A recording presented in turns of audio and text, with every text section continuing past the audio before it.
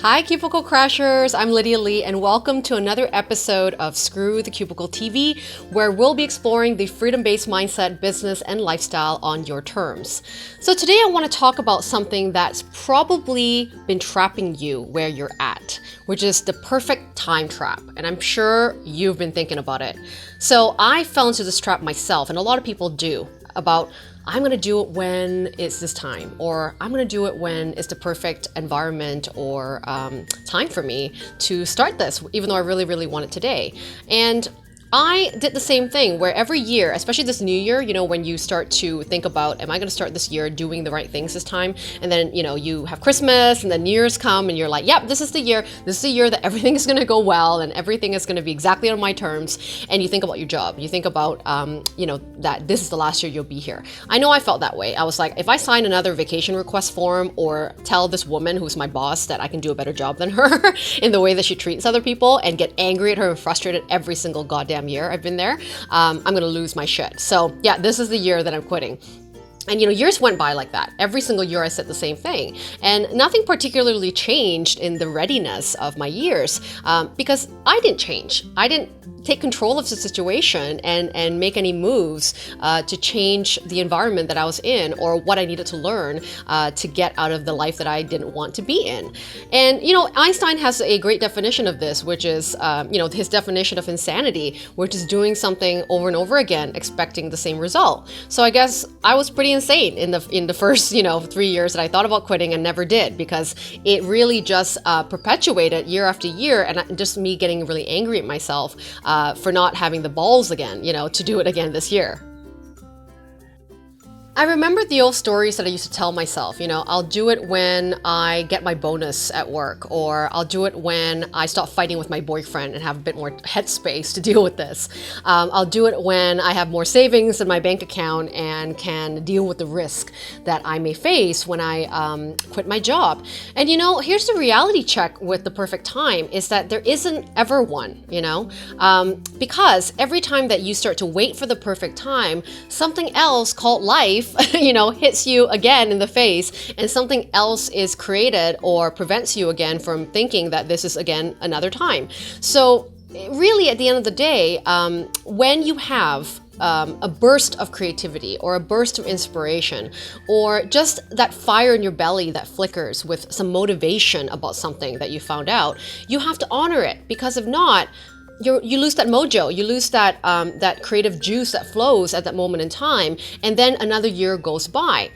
And so this kind of applies to everything that you really have had an instinct about, and when you think too much about doing something or making the next step, the girl of your dreams walks out the room, that job you really wanted that actually made you happy walks out of the room, that business idea that got you excited at one point sitting on the beach one day goes away because you haven't honored it in order for it to come to life the way that it deserves. So how do you honor those bursts of creativity and inspiration of ideas that come to you? Well, as simple as it sounds, it's about taking action. And it doesn't have to be this massive leap. It's not like you drop everything and you're like, all right, that's all I'm doing now, and you're just gonna go and take that risk. A lot of people can do that, and I admire them for it, but sometimes I'm ballsy, but not that ballsy sometimes. So I need a little bit of traction first, or I need a little bit of validation first before I really take, a massive leap. And if you're like that, it's okay. It's okay to say to yourself, sorry, that's my dog out there. It's okay to say to yourself that I just want to take this bite-sized step. And actually bite-sized is great because it unravels a small chunk of it for you. It opens up another door for you. And then you can kind of just chunk down as you will with a big idea that you already have. And it's less pressure for you and less stress, but you're still kind of committing and honoring that creative flow that you get time to time. So what is the one thing that you can do now to just create a bite-sized action about something that you keep thinking about? And you know what that is. Like, don't overthink it. You already know what's been going through your mind. You know what's keeping you up at night. What is that thing? And what would you believe? Write down 10 things that you can think of that relates to this idea that's missing for you. Maybe it's information, maybe it's someone you have to talk to that's done it before, maybe some research on the internet. What are those 10 things? And then just pick the top 3 to chunk down for the week. And that's really, you kind of not losing sight of the prize, keeping your eye on the prize.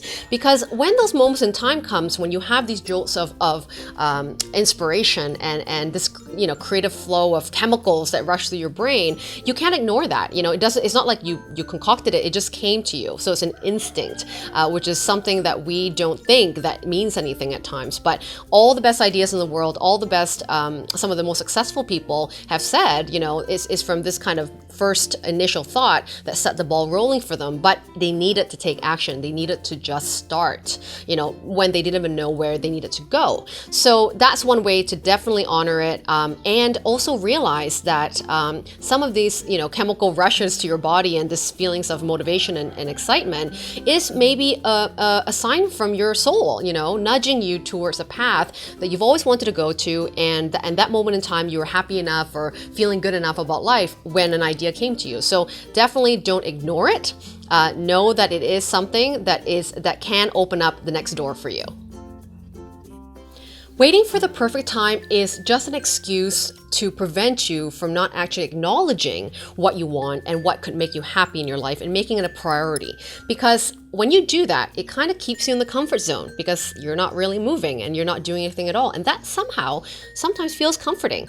And I think deep down inside, that maybe it is fear of failure. Maybe it is, fear of being rejected with anything that you want in life. But as I said, having small moves to identify what's the next step for you is just going to bring you closer to it. And at the end of the day, we can't live always in these boundaries of comfort because, comfort never built the next city. Comfort never built the next big thing of a big idea in the world. Comfort never made momentum move for a mission or a message that needs to be heard in the world. So you do need to get courageous. You need to lead by example on things that you say you care about, but you need to apply it to action so that you can commit and honor it. We never know what tomorrow brings. I don't know if I step out of my villa tomorrow and get on my bike and be like flattened into a pancake by a truck. There's risk in just leaving your house at times, and we have no idea what's going to happen. So what we can control, we can't control that stuff, but we can control how we spend our time. All of us have 24 hours a day. Is what we kind of focus our attention to, and what are focusing with intent as well on the things that we believe we're spending valuable time on that's going to help us get to where we need to go. So I hope that's a little bit of food for thought, and I would love to hear from you, especially at the video blog page, which is at screwthecubicle.com. I want to hear your thoughts about what is the one thing that you've been thinking about on moving on, but have been too afraid, and what are some bite-sized steps to really honor those creative juices that you have. And then let me know too, where do you see the commonalities of when these moments come to you? Because sometimes I find that when I'm actually playing or having fun, this is when actually ideas come to me the most. And if you're aware of when these times happen, you kind of want to get yourself in the zone as much as possible. So everyone has a different zone of what that is, and being able to recognize that will prompt you to start curating that type of environment and space for yourself. And hopefully that was helpful for you to start motivating yourself to just have one little action a day or one little action a week, to just start getting you moving. And I would love to hear from you. So let me know your comments. I'm going to respond to you personally, and I will see you on next week's episode of Screw the Cubicle TV. Thanks for joining me. Hey, thank you so very much for watching Screw the Cubicle TV, and don't forget to subscribe below to get all the latest cubicle crushing content on how to quit your 9-to-5 and create a life and business on your own terms.